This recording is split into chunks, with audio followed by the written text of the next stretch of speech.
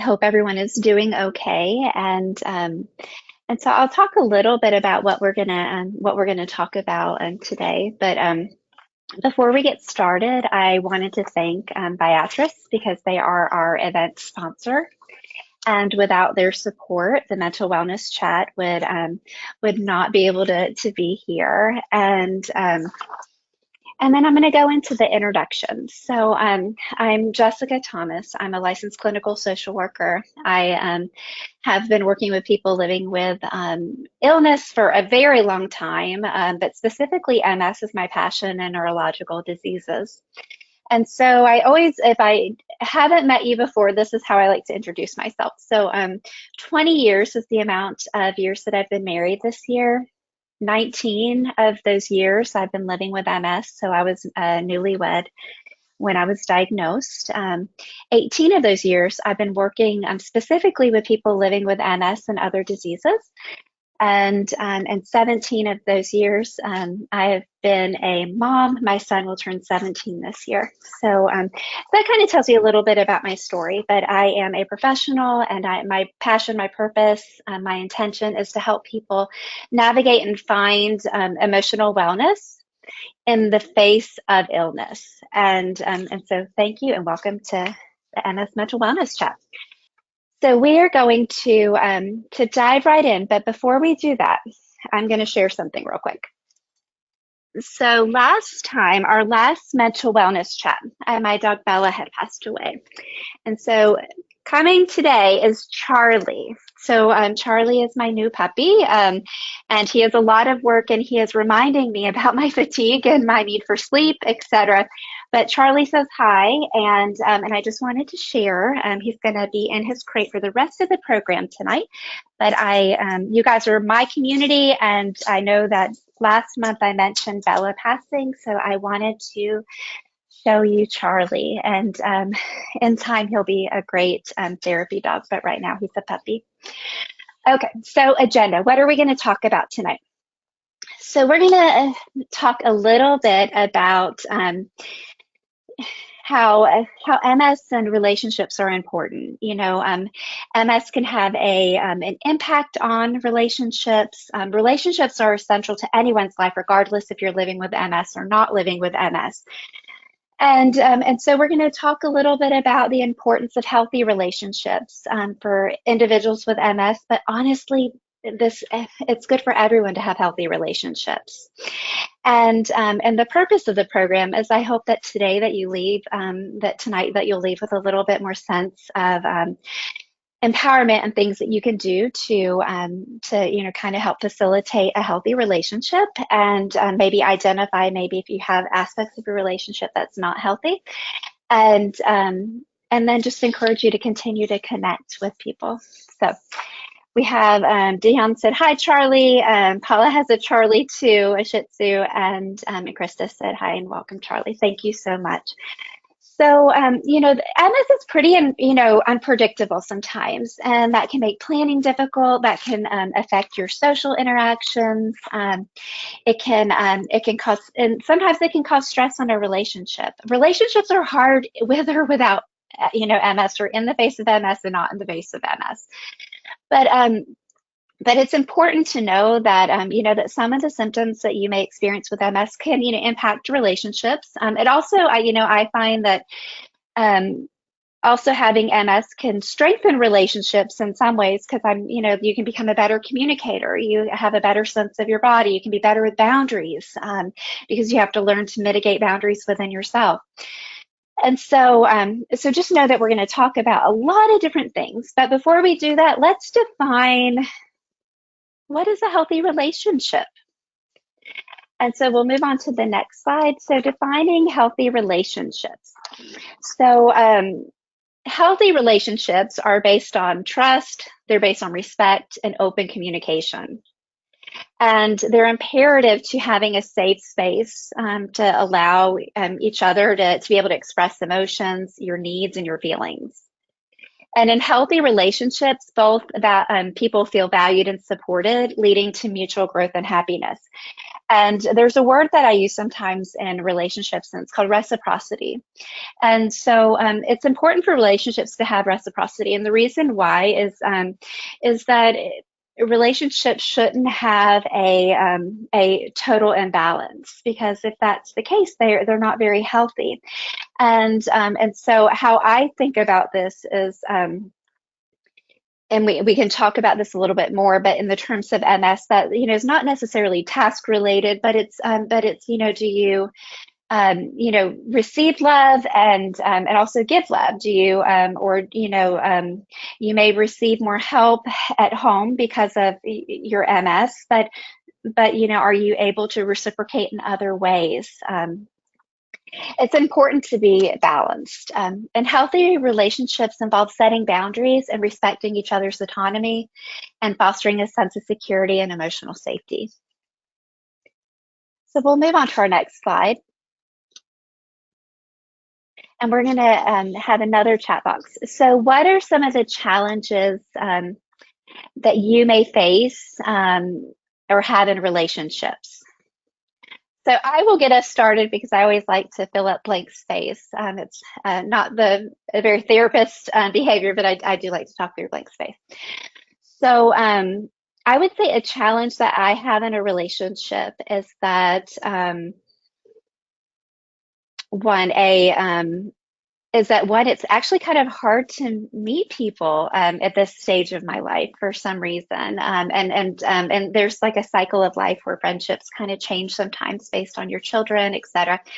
So I would say that is a challenge. And also another challenge is, let's see, and it would be kind of a normal challenge for MS, is that sometimes fatigue can make my day a little bit unpredictable. And so it can be hard if you want, if you have something planned and you're looking forward to it, and all of a sudden your fatigue kicks in and you really don't feel good. So that would be a challenge that I have in my relationship. One's not MS related and one is MS related. I don't. We have David here who says understanding. So, so that, you could, David, if you want, you can clarify a little bit more, but that I'm sure is something that people can understand, that it might be literally feeling understood, or even maybe it could relate to the cognitive processing, et cetera. It could be a lot of different things. Paula says, friends and family don't understand how I can feel this way physically because they don't have MS, so it's hard to explain it. And that is so very true. MS is very much like an iceberg. And people only see the tippity top of the iceberg, and they don't see the things that are under that you may experience. And so it's hard sometimes to be able to have, an experience where people understand or can validate what you're going through, even knowing that they can't see it. Deanne says the unrealistic or uncommunicated expectations of relatives outside of my household. So yeah, that could be a really big challenge if there's high expectations or uncommunicated. Anything uncommunicated is really not fair, and that can, definitely weigh on relationships. We have Carol, this is honesty. Paula says yes. Krista says it's definitely difficult to meet people at the age of 48. Cognitive changes and communicating, and people looking at me and say, you don't look sick. That's a very common thing, with many people living with MS.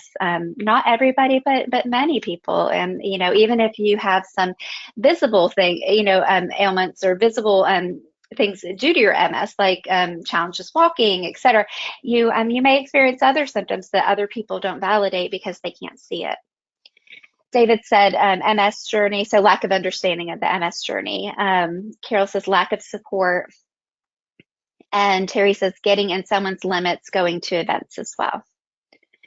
So since we can see that, it's very common. And Dion says not being able to keep up physically. Yeah. So so there, as you can see, that there's challenges in relationships, and then you add MS, and that just kind of like levels up some more of the challenges as well. And so you're not alone if you are experiencing any challenges. That's why I was share some of my own things sometimes, because I know that I'm not alone, and I know if I say it, then chances are somebody else will have felt it as well. So thank you all for your vulnerability. So we're going to move on to our next slide.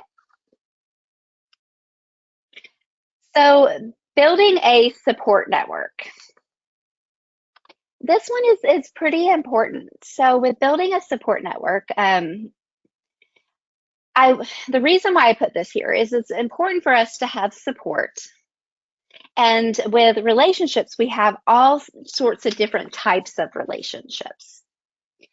And it's important to know that, you know, we should have a good support system. And within our support system, that might be a romantic partner, it might be a, you know, husband, spouse, a boyfriend, girlfriend, etc. It could, you know, could be a best friend, it could be a friend, it could be you know, your support network could, you know, extend into like greater people in your family. It could, you know, even go into, you know, your colleagues or people at your church or people that you volunteer with, etc. A support network is critical for you. It's critical for anybody, really. But it's important as we build our support network that we also know that these are all relationships. And they can be, you know, they're going to need still reciprocity too, and they're going to need give and take, and people in our support network are also a part of our relationships. So we'll move on.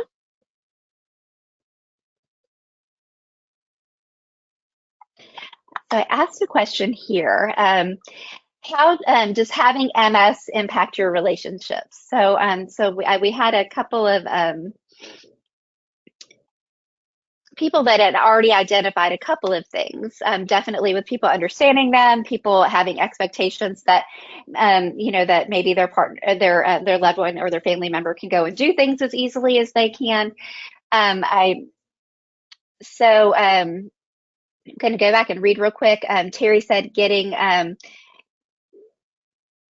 out of the house sometimes can be difficult. Getting in their house. Yes, so that is actually a really important thing to mention, that sometimes MS can impact your ability to get in and out of someone else's house, and being able to kind of share kind of what your needs are, and people not understanding quite what those needs are as well. And then we have Carly on here, and so this is one of those, listen up everyone, I want you to hear this, so that way if you have some responses, I want you to chime in. So we have Carly on here that says, what do we do if we don't have family support at all and we feel very alone in our MS journey? So I'm going to respond to this. You can still respond to the chat box question, but you can also respond to Carly, just say, you know, for Carly. So what do we do if we don't have family support at all and we feel very alone in our MS journey? So sometimes, you know, our biggest support partners, the people that are our support people, are not family, because sometimes family relationships and family dynamics are not healthy. And if we are not getting the support that we need, you know, so say that there is the capacity, sometimes there is the capacity for a family to become involved in some MS, you know, events, education, et cetera, to become more informed. So maybe they could be supported. But I'm going to go kind of both ways. So say that your family is not supportive, and they are not capable, it is not in their capacity to be supportive, they're not understanding. You know, I think, you know, some things that might be helpful to do is to do things, one, like come, you know, to things like the MS mental wellness chat. I think it's important to become involved in support groups, or to be able to connect with other people that are living with MS. And the reason why is that there's a really good sense of community among people living with MS, and it's important to be able to connect and engage with other people that understand what you're going through. And so, you know, sometimes we don't get the support from the people that we wish that we could get support from, and that is really unfortunate. But that does not mean that that's where all of your support should be coming from. And so, expanding beyond that or looking outside of that might be helpful. It's also okay to go see a counselor and talk through some of that too, because families are complicated, relationships are complicated. So I'm gonna, so it looks like Roseanne said the people in her house get irritated with her because of cognitive issues, memory loss. So people get frustrated about that. Linda says, connect, this is for Carly, connect on to MS groups on Facebook or through MS organizations like this one can be really helpful. Krista says, I do have support, but I do feel alone. I started therapy and will be starting an MS program run by at a MS center. Krista, that is a really great thing. And you know, it is so very true that sometimes that you can have, you know, a good family at home and still feel alone sometimes in your feelings. And so I applaud you for getting counseling, because that could be very helpful. Linda says, go to dinners that the drug companies put on to dine together and to relate. And so I can even speak a little bit about that. So, and that is a really good suggestion, because if you don't live in an area that actively has programs, you know, put on by MS organizations, you may find that if you are signed up with some of the pharmaceutical companies, that they offer programs on occasion in your area or maybe within driving distance. And often those programs have a dinner, and, you know, you get to meet and interact with other people that are living with MS. So that is a good suggestion. Paula said sometimes friends are better supportive, and MS groups can help better than family. We can't make family understand, and always, sadly. That's very true. So Carly says, how do we find the chat room? I don't see it on my phone. Carly, you are doing the right thing. You're using the question box. I call it the chat box connect. And I after 3 years, you think I would have changed it by now, but I've just sort of kept it, but it's the question box that we're using. So you're doing what's right. I kind of read through what everybody has been saying. And so she also said, I thought about starting an MS support group for people that don't have support systems. You know, I think that sometimes that's a great idea, that feel empowered by doing something like that. And then again, we have Krista that said Oak Griffith has dinners in various areas. Really, a lot of the pharmaceutical companies used to do it all the time. They've kind of slowed down since COVID. But look into to different pharmaceutical companies for those dinners, as well as other MS organizations, to see if they have anything, because face-to-face is important. And I know we do this virtual and it works well for us, but face-to-face is important when you can. So we're going to move on to our next slide. And we're going to talk a little bit about understanding MS and its effect on relationships. So with MS, you can experience, multiple, symptoms. You can, we've had someone here share, cognitive challenges, can be difficult. Family members can be frustrated. Often the invisible symptoms, and sometimes the visible symptoms too. And so that can create a frustration. I think, sometimes even fatigue can create frustration, even if it's not ill-intended frustration. I think sometimes, it's not uncommon that, that a invisible symptom like fatigue or pain or something can interfere with your day and maybe some of your responsibilities, and that might lean on to another family member. And so that can make it, pretty tricky, and how we communicate. So, sometimes MS can, impact our ability to communicate. Sometimes with cognitive issues, we might not be able to receive the information in the same way, or we might, have some forgetfulness, et cetera, and that can be challenging. So it's important to know that, MS really may impact areas of your relationships. But MS does not have to take away your relationship. And it's important to communicate and to work with your loved one, and really work really closely with them and your family members, your friends, even your colleagues. For me, if I have MS, that, if my fatigue impacts my day, I might interact with my colleagues, to kind of share what I'm working on, and then I'm going to take a rest, and then I'm going to come back, etc. But being able to communicate is so important for your relationships and even for your emotional well-being, because if you're living with these symptoms and you're dealing with them, they're impacting some of your your responsibilities at home or your interactions with your friends. If we're not talking about it, then we're just holding it in, and that is not healthy as well either. So we're going to move on to our the next slide. So what are some strategies for developing and maintaining healthy relationships? I think, one of the first things is to really understand what's healthy and what's not. What are things in our relationships that can be improved, and then how can we foster that? And another a strategy for developing, relationships usually don't happen like that. I think about my best friend who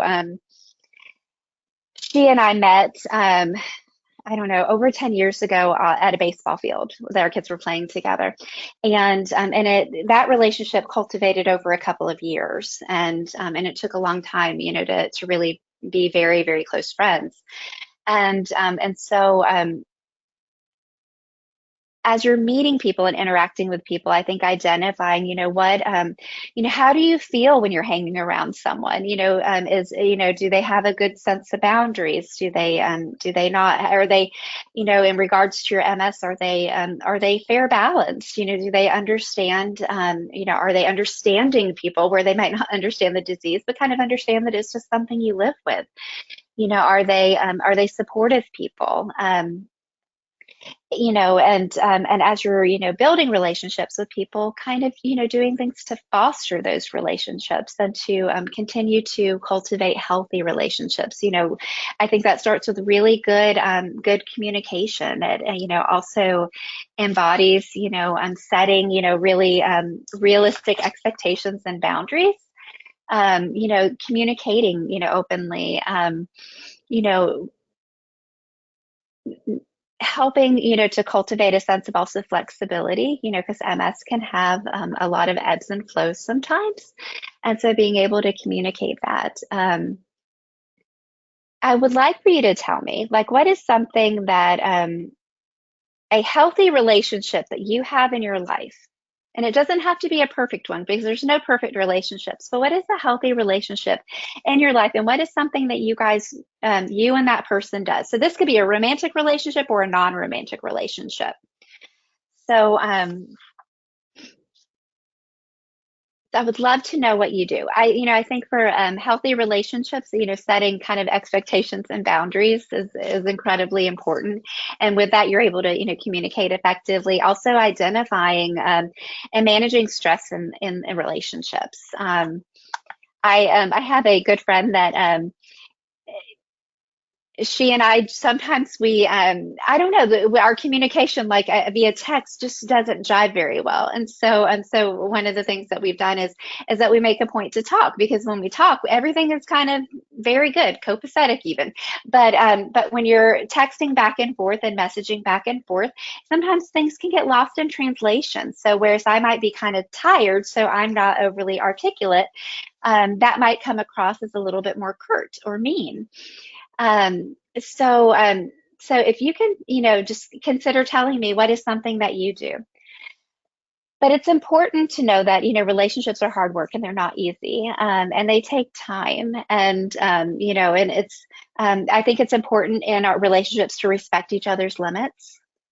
And recognizing, respecting each other's physical, emotional limits, and being able to set boundaries around them too. And for, if you're struggling with, being able to develop healthy relationships, that you feel like your circle is mostly unhealthy relationships, I definitely recommend therapy or counseling to help kind of navigate that, because you deserve healthy relationships in your life. And sometimes we grow up with patterns of behavior, and those patterns of behavior can kind of cultivate and reinforce negative and toxic relationships. And Terry says, feeling validated that your company or whatever has something to offer, reciprocity, And so here in the chat box, I'm just asking, what are some things that you do to build and maintain healthy relationships? For me, I think right off the bat, I talk about MS. I think that's for me, that's a comfort level. And it might not be a comfort level for everybody, but for me, that is helpful. So that way, I don't feel like I'm hiding anything. And then because it's not a big part of my relationships, but it's a part of my life. And anybody that I'm going to let in on a certain level, I'm going to disclose about my MS because I have things that I have to do, and it impacts my day. So if you are on here and you want to share something that you do that helps you build and maintain healthy relationships, some of the things that I've seen that have been very helpful to help them build relationships is to go to something continuously. So they, may go to like an art class, or may go to maybe the YMCA. The Silver Sneakers program can be good for people living with MS. That may have some physical challenges. Maybe your support group. Continuity builds things. And so within over time, we can identify, okay, is this a healthy relationship or not a healthy relationship? But continuity really builds things, and we can't build things without some level of continuity. So I think letting yourself do things that you enjoy, where you're interacting around other people, gives you the opportunity to meet people that you might have some connections with. So we have Julie here that says, I tell my husband, let me do what I can. Very fair. So being able to communicate, let me do what I'm able to do. And when I always think there's this like circle of, trust. If you're not able to do it, that you'll communicate with it. But otherwise, that I want to have as much autonomy and control that, I can have in the things that I can do, and I want to do it. So I love that. So we're going to move on to the next slide. You can continue to chime in if you want. So self-care and relationship self-care. So these are kind of two different things, but they really do pair together pretty well. So we have talked in the past and continue to always talk about the importance of self-care for really for anybody, like anybody living with anything, everybody living, just period. But self-care is really essential for the physical, emotional, mental demands of living with MS, and helping you to kind of maintain your general sense of health and well-being. And so prioritizing your self-care can improve your quality of life and enhance your ability to cope within the challenges. And self-care for you is, it's going to be important because it, there's things such as exercise, relaxation techniques, hobbies, and these are things that you can control and give you a sense of control and empowerment and reduce stress, and they also enhance resilience.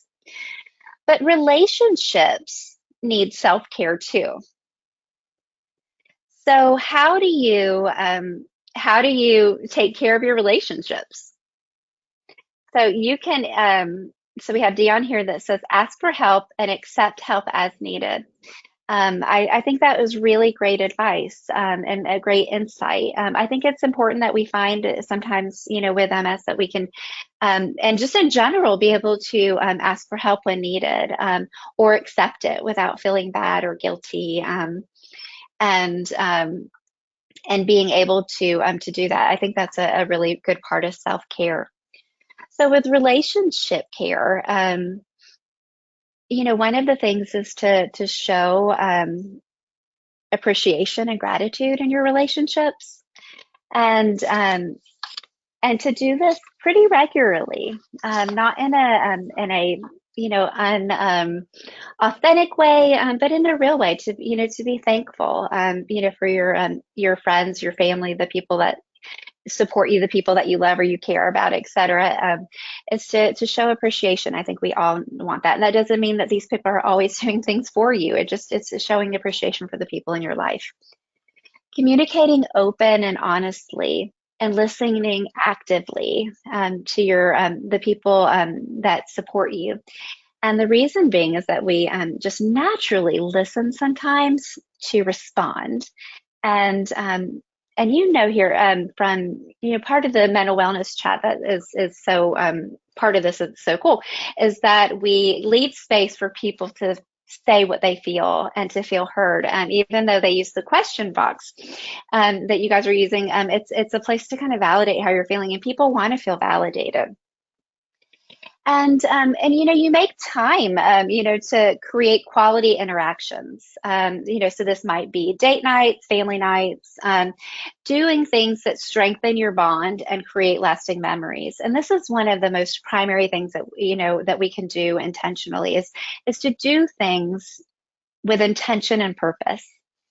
Now, we can't all afford to take elaborate trips. I can't. We can't, afford to or have the time or energy to do big things. But I think little things, making space and time. So making space for that telephone call, or in the here in the presentation, I've been using just like some of my watercolor stuff, and what I've been doing is making cards, and so I'll do a watercolor card, and then on the back of it, I'll write something to someone that I love and that's in my support network, and I'll send it out and put it in the mail to them. And so just being intentional with relationships, because relationships need as much care as we need to provide for ourselves as well too, and it shouldn't be a burden to do it. I think about it more as a intentional act of doing things with people that you care about, and it doesn't have to be very fancy things. It's just really tending to those relationships. Dion says, providing help when you're able. Absolutely. I think being able to ask for help, accept for help, and provide help. Those are all really good three things. And then Krista says, I'm trying to learn to ask for help and accept help. Remembering to ask what's going on with the other person, not just make a conversation about yourself. I think that's very fair. Everybody has something going on to some degree. And that doesn't mean that, that you deserve less help or, et cetera. It just means that you just, to make sure that you're checking in on the people that love you and that care about you too. And I think that's helpful too, because when we focus on other people, we tend to feel better as well. What I'm not saying is, I'm not saying that you distract or deflect from yourself, but when you focus on the people in your relationship too, and kind of learn them, know what they love, etc., you get that reciprocity again, and that feels good for them. And we're going to talk a little bit about intimacy. So I always talk about intimacy because in relationships, this comes up quite a bit. And I think that there's also, well, I know, there's all sorts of different levels of intimacy. So intimacy can be, definitely the physical act of having, sexual intercourse with your partner and the person that you love. And so that intimacy is the intimacy that everybody kind of talks about. And we know that sometimes with MS that type of intimacy can be challenged. So we're going to talk about that too. But I'm going to talk about some other types of intimacy. And this is with, you can have these different levels of intimacy with all sorts of different people, like emotional intimacy, and I think about if you've had a hard day and you call a friend or someone that you can, be honest and vulnerable with, that's a level of emotional intimacy. There can also be experiential intimacy. And so if I was to go take a very unrealistically, which I won't do because I would not do this well, but if I was to take a rock climbing class with a friend, or say that I was to go fishing with a friend over the weekend, that's maybe a little bit more realistic. But if I was to go fishing with someone, then I would bond over that experience with them.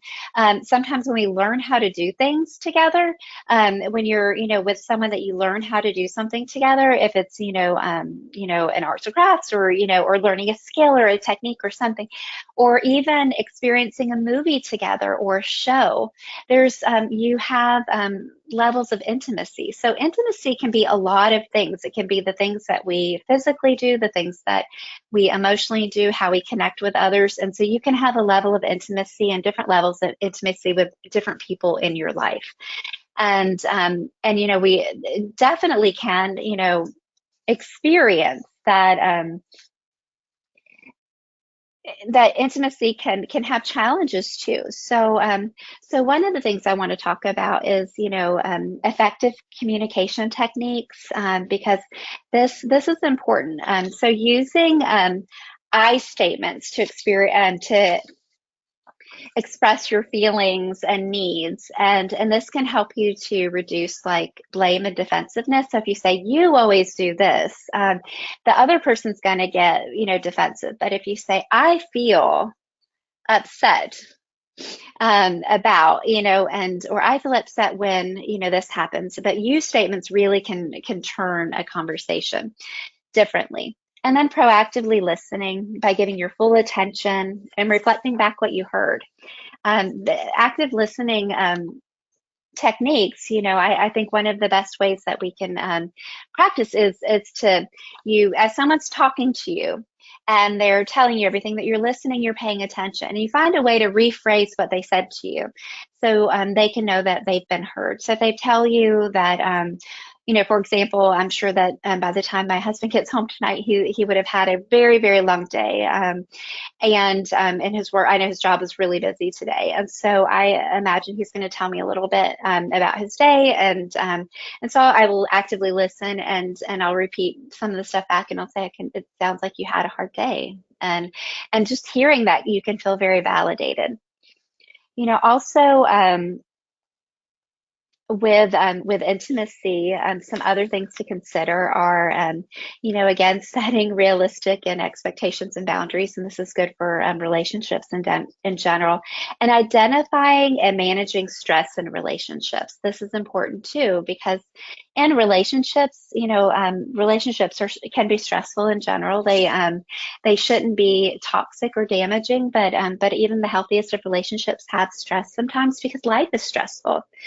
So, practicing, stress reducing activities even together would help, but being able to communicate openly and honestly with your loved one really is one of the biggest foundations of intimacy. So we'll move on to our next slide. And so, how do we maintain intimacy? So say, I'm just going to go to like the physical, because here, and sometimes with MS, there can be sexual dysfunction, there can be mood changes, there can be a lot of different factors, spasticity, even fatigue, factors of why physical intimacy and romantic intimacy are challenged. I think when we look at intimacy as a foundational level, we make sure that the bottom, the baseline, the honest, the trust, the communication is there, then we can build from that. But maintaining intimacy is important, and it's important because that's ways that people that love one another connect. But there's other ways that you can experience intimacy. So that's some of the intimacy I talked about. So experiences that you can do together. There are you could definitely see a sex therapist if it is a physical intimacy issue that you're working on. Talk to your doctor about it.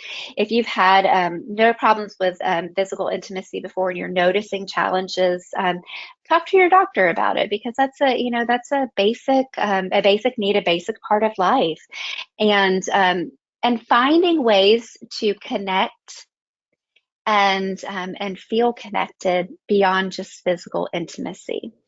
And so or that the actual action of having sex. So that could be holding hands. That could be a sense of touch. It could be words of affirmation. I love you. Or even acts of service. Watching a movie that your partner would love. So there's things that you can do to maintain intimacy. And I think with friendships and other relationships, I think it's important too that you really make that self-care in those relationships. You take time and intention. So time is short, and we often are very limited in our time, space, and ability. But maybe making time to tell people that you love or you care about, that you love, you care, and you're thankful for them, etc. And then making time for those conversations, making time to connect. And so, and Dion had a really good point too, asking questions for clarification if something was said that was unclear. It's a really good foundational part of connecting. If you don't understand what someone said, to ask for clarification, and that is okay. Even with active listening, you can say, I kind of heard that you said this, but I don't think I understand all of it. And that's the great thing about active communication, because it either validates or it doesn't validate, and then they can kind of tell you.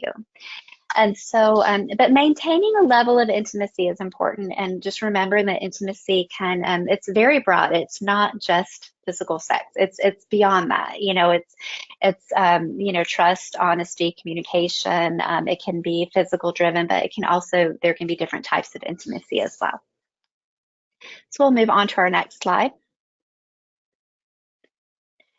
So I have here, and it's share an insight or a reinforcer. So I kept it kind of simple here, but I was thinking an insight would be something that, like today's talk, and I'm still going to tell you some more resources, but what is something that in today's talk that stood out to you, that you or reinforced something that you know, and so. I will share something, and then I'll continue to give some more resources. Julie's saying, I tell my husband, let me do what I can. To me, that was a really good reinforcer, because I like to be very independent, and sometimes I can get frustrated if I'm not able to do, if my partner will pick up and want to do something when I'm wanting to do it on my own. So an insight would be something that, like, you're thinking about right now, or that, like, a thought that crossed your mind, or just something that you heard that kind of just reinforces. I even think another good reinforcer would be ways to connect with people, and that would be through things like the MS dinners that happen, the events that happen, etc. And so, kind of remembering what's out there, what's available for me.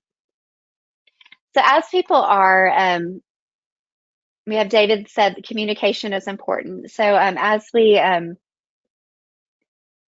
have people chiming in, Dion said, be intentional with scheduling time with friends or family. That is a really great reinforcing. And I think sometimes when you're really trying hard to schedule things with friends and family, you can, after a while, if you continue to try and continue to try and continue to try, and things just don't work out, I think it's okay to talk about it, to say, I've been trying really hard. And, and I think for relationships, it's good, that we do make time to do things.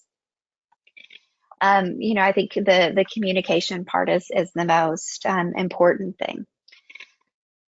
So when in relationships should you seek the advice of a professional? I think it can vary. I think that if you feel alone and you're struggling with feeling connected or engaged, or you're struggling with even just a very lack of relationships, I recommend that might be a good time to, because a counselor or therapist can kind of help you to think of some strategies and some tools, and maybe possibly some ways. I know during COVID, a lot of my counseling, because we were so isolated, centered around meeting people, and especially coming out of COVID, even at that, like how, I feel very disengaged. How can I connect with other people?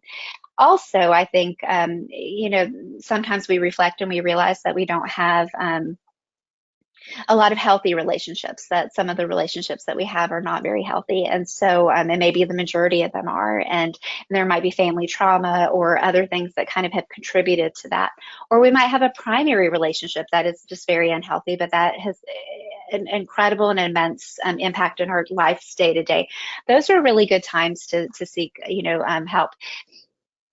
So we have some more insights here. We have Terry says, find an activity to do together that you're able to do. Shopping together at a store with an electric wheelchair, or movie, or have them come over. Absolutely. Linda says, to be balanced, give and take. And Katie is asking what a toxic relationship looks like. So a toxic relationship can look a couple different ways. It can it is a relationship that often does not have open communication. It does not have trust. There might be some Sometimes it can be, a level of abusiveness in it, but not necessarily sometimes. Sometimes it can be a relationship that is like totally imbalanced. And so or codependent, where somebody is just, is helping because they don't want to lose the other person, or they're supportive because they don't want to lose the other person.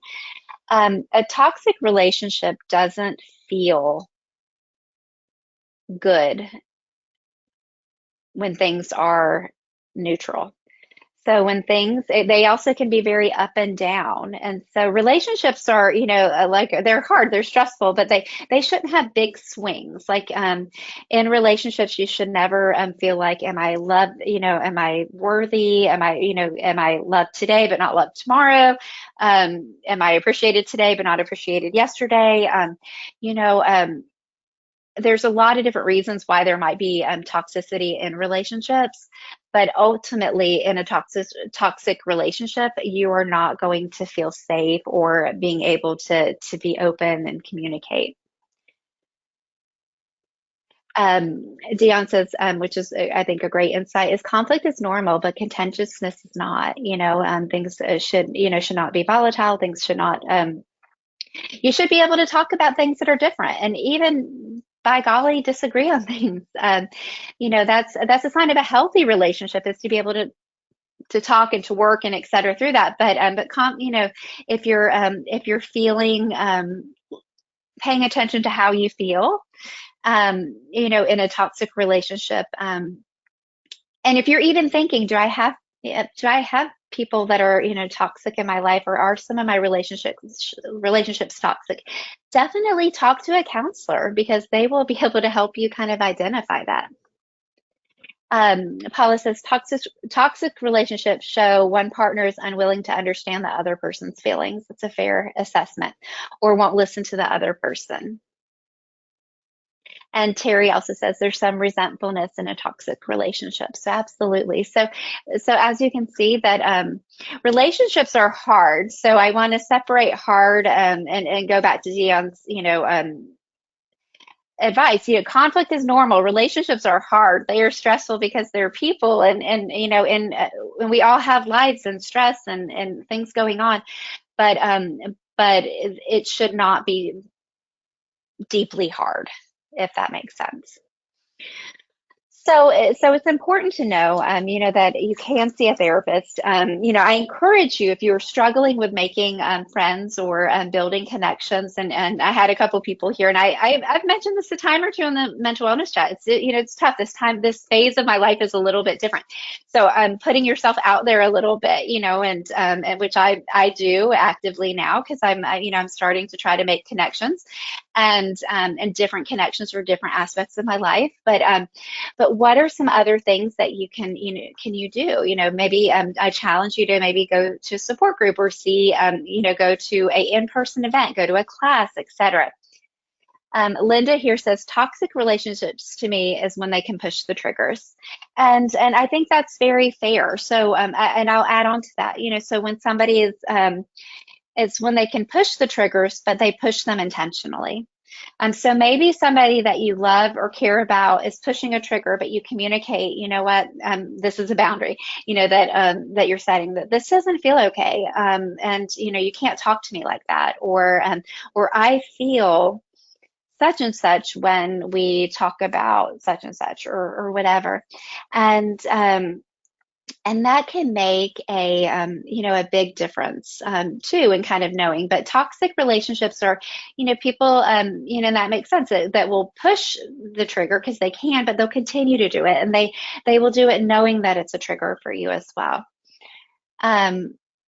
Paying attention to the body language, yours and theirs. Really in general, healthy relationships should feel safe.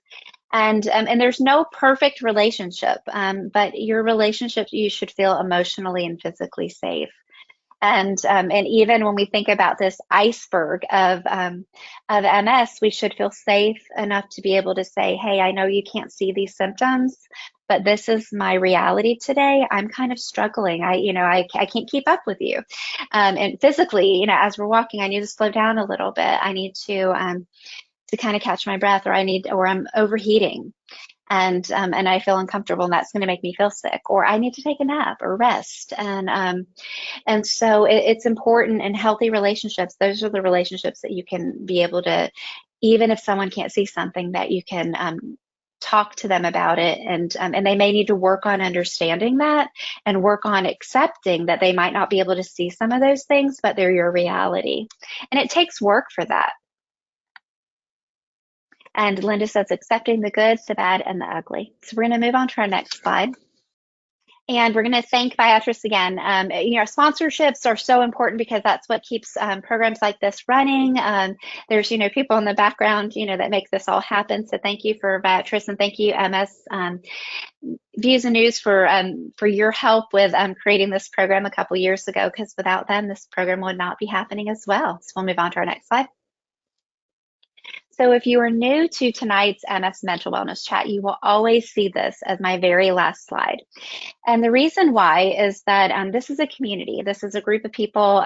We can have we've had over 100 people at one point. We've had 70 people. We've had 40 people. We've had as little as 20 something people sometimes. But this is a community of people that show up, and so the things that you share, the things that you learn, they're here, and we will continue to provide these resources for you.